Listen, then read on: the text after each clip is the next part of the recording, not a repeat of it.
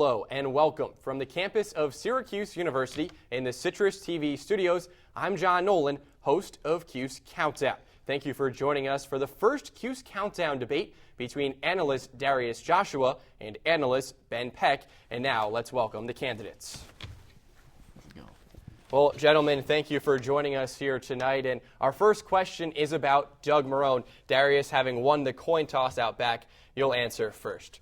And the question is, Orange Nation right now is going through a recession. Wins are hard to come for this SU football team in the economy right now. It seems like week after week, the Orange is using its Second Amendment right to just shoot itself in the foot, be it with penalties or turnovers.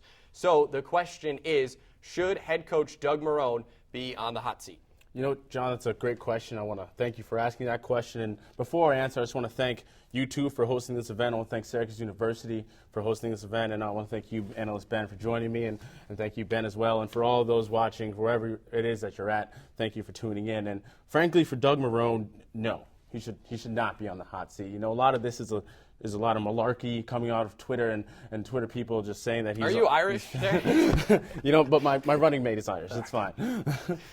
But Coach Marrone, when he became commander-in-chief of this Syracuse team, he had one goal, and he said it was to rejuvenate this squad after the Greg Robinson era. And I think that he has done that very well. He's gotten the team to their first bowl game since 2004, and he's gotten the first bowl victory since 2001. I see no reason to change hands here going into the ACC. And now, analyst Peck, your turn for a response.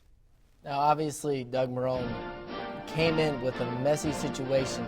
He didn't make the Syracuse program what it was, but he could have made it better, and he could have made it better quicker. I've talked to Central New Yorkers from all around, north, south, east, and west, and all of them are struggling right now, looking for any hope they can get. Even after any big win, they just can't find that hope.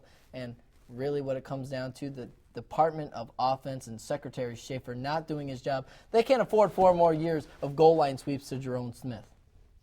Now, moving from matters on the Hill to conference policy, SU will be in the ACC next year, and not just next year, but for the next 4 years. So, analyst Peck, you first this time. What is your vision for SU football over the next 4 years? Well, you know, John, I'm very hopeful of the future, and I've laid out a 5-point plan of things Syracuse needs to do to get Only going. 2 minutes, though, for your response here. I got it, John. Just let me finish. I think I had 5 seconds there.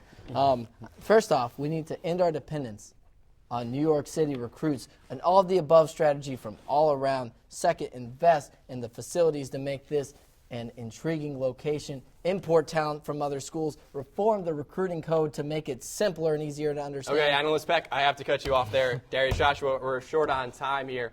30 seconds. You know, you're bold saying it's a hopeful thing for this team. You know, Doug Marrone's doing a good job, but this team will be in a rebuilding mode once they get to the ACC. Talent is going to be gone. They're going to lose their offensive identity. You can't just be bringing in all this talent offshore and from other places. They have to keep their hand in New York and then expand through the country, not just going all through random places. They're going to lose their offensive identity. There's going to be a question of what they're going to do when Nassib's gone, Lemon's gone, Sales is gone, West is gone. They're going to have to figure out what they want to do as a team and as a squad, as a unit, and in the ACC, and as they're in that rebuilding stage. All right, well, thank you, analysts. And now it's time for tonight's closing statements. And candidates, I've spoke to a lot of folks in Orange Nation who are losing faith in the SU football team.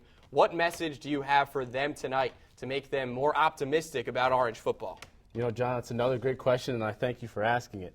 SU fans, all you have to do is think about Doug Marrone. He's done a great job so far, and he will continue to do a great job. They're going to get a victory this weekend. Nassib is a great field general, and there's really nothing to worry about going ahead in the rest of this season. Syracuse football will be okay in the future. It's not a question of if, it's a question of when. The ACC is a huge move. The Big East is like Sesame Street and Big Bird of college football. It's a nice little fantasy until you realize the real world just isn't that easy. But overall, Syracuse will get better in the future. All right, well, analyst Joshua and analyst Peck, thank you for joining us tonight for the Cuse Countdown debate.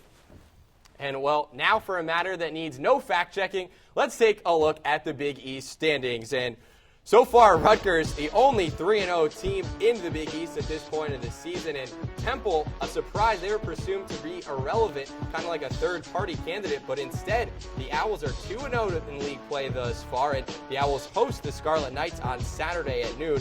And guys, like Rutgers, Louisville and Cincy have been clear eyes, full hearts, can't lose. Peterburg, I don't know, am I allowed to say that? But those two teams have just one conference win to this point, and finally looking like Nixon circa the 1960 debate. UConn, USF, and Pitt are all sweating out winless 0-2 starts early on here in Big East play. And now we welcome back our analyst out of character. Thanks for joining us here again. But looking to Friday night, Syracuse and UConn in the Carrier Dome.